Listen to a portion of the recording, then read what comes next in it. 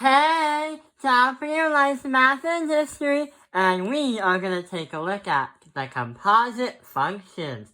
So in the past video, we have been taking a look at functions where we come up with this case scenario, where here's what happens.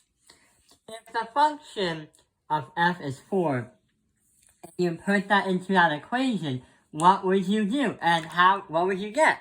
So you put that 4 in for your x, and also here. So the function of 4 is going to equal 3 times 4, then add that by 15.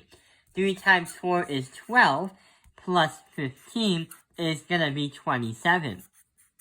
So the function of 4 in this case scenario is going to be 27 as an answer. But the problem is, sometimes functions don't like to be just by themselves. Sometimes they want to be composite in terms of, sometimes they want to be more than composite. They want to be, together? So, how are we supposed to do this one? We have a V, a W, and the number 3, and we have a bunch of parentheses. What are we supposed to do? Well, if we are given the information over here, where the v function of x equals 3x squared, and the w function of x equals 4x plus 1. But, how are we going to do this? Well, going back to the last problem, you know how we say the function of 4?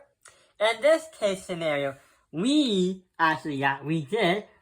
put a function in a function. And since it's during Christmas, I like to do obsessive things where you put a box in a box in a box.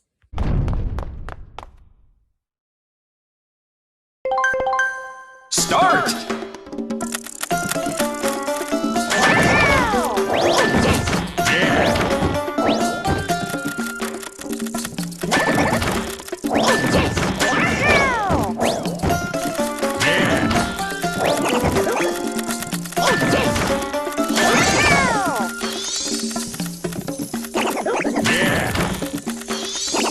Finish!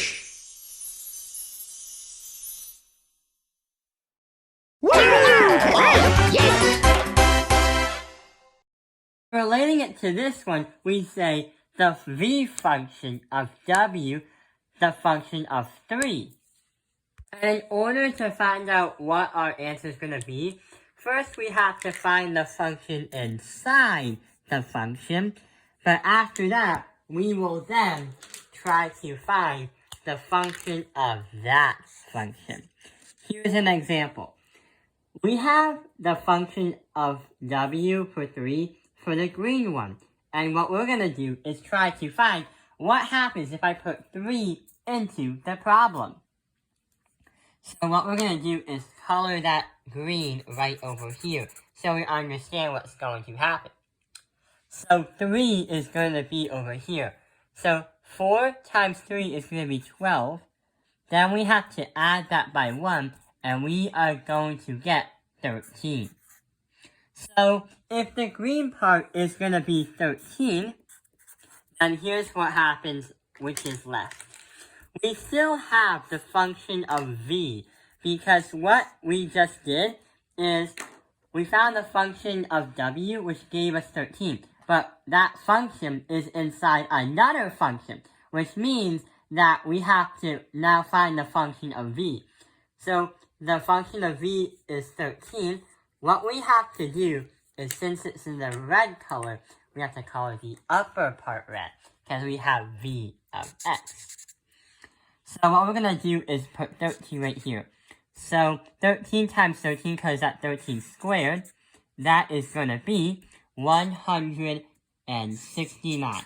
Then we have to add that, times that by 3, and that gives us 507. So overall, this entire thing is going to be 507. If there ever was a time where you had to put a variable in it, where you would just say the v is going to be the function of w, function of x minus 1, then you would do it normally, but you wouldn't get a numeral answer. You just put it here, solve it algebraically, and when you do that, you apply the same mathematics and the same physics to solve the problem out. So I hope this video has helped you understand composite functions.